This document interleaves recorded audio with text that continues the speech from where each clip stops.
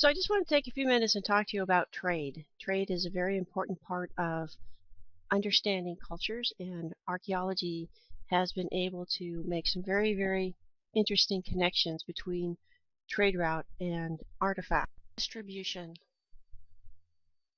Obtaining evidence for long-distance trade involves far more sophisticated inquiry than merely plotting the distribution of distinctive artifacts hundreds of miles away from their place of manufacture.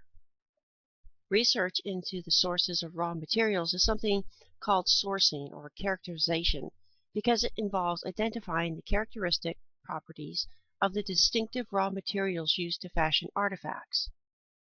The word distinctive should be stressed, for the essence of these methods is that we are able to identify the specific source with great accuracy. For example, obsidian from Lipari Island off of Sicily was traded over a wide area of the central Mediterranean.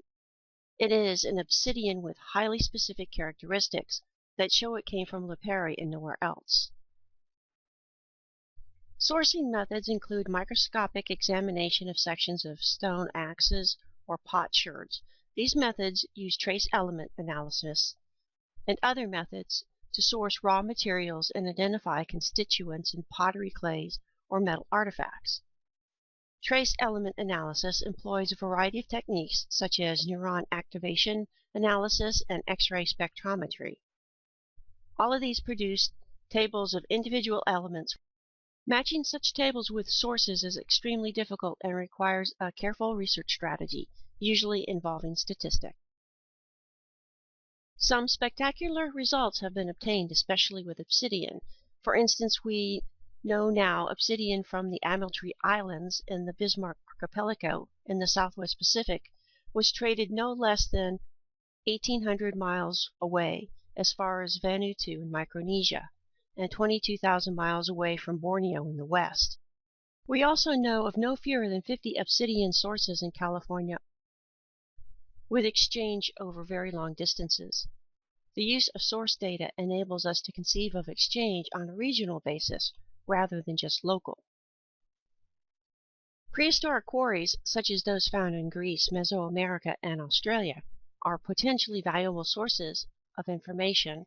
Archaeologist Robin Torrance studied the Aegean obsidian trade and found that exchange was non-commercial and non-competitive in 5000 BC.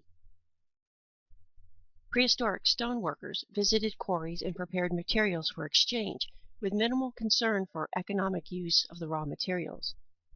On the island of Milos, for example, the visitors simply quarried what they wanted and left. There was no evidence of specialized production.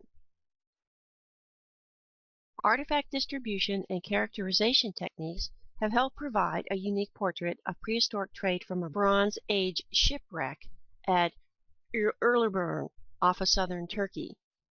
The heavily laden ship was sailing westward from the eastern Mediterranean in 1305 BC when it was shattered on the jagged rocks of Erleburn near Kos. It sank in 151 feet of water. Archaeologists plotted the exact position of every timber, every item of the ship's equipment and cargo, before lifting any artifacts from the seabed. They found that the ship was laden with 6 tons of copper ingots, probably mined in Cyprus, also with tin ingots and artifacts. The tin may have come from southern Turkey. Canaanite jars from Palestine or Syria held olives, glass beads, and resin from the turbernth tree that was used in religious rituals. The ship's hold contained Baltic amber that probably reached the Mediterranean overland, ebony like wood from Africa, and elephant and hippopotamus ivory in ostrich eggshells from North Africa or Syria. Egyptian and Mycenaean daggers, swords, spearheads, and woodworking tools, as well as sets of weights, some fashioned in animal forms.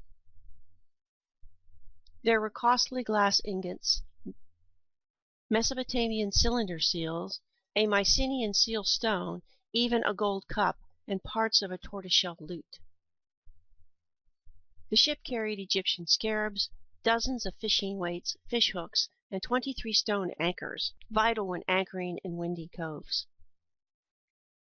Even the thorny hernet shrub used to pack the cargo was well preserved. By using distribution from land sites and a variety of sourcing techniques, archaeologist George Bass reconstructed the anonymous skipper's last journey. He started his voyage on the Levant coast, sailed north up the coast, then across to Cyprus, and coasted along the southern Turkish shore.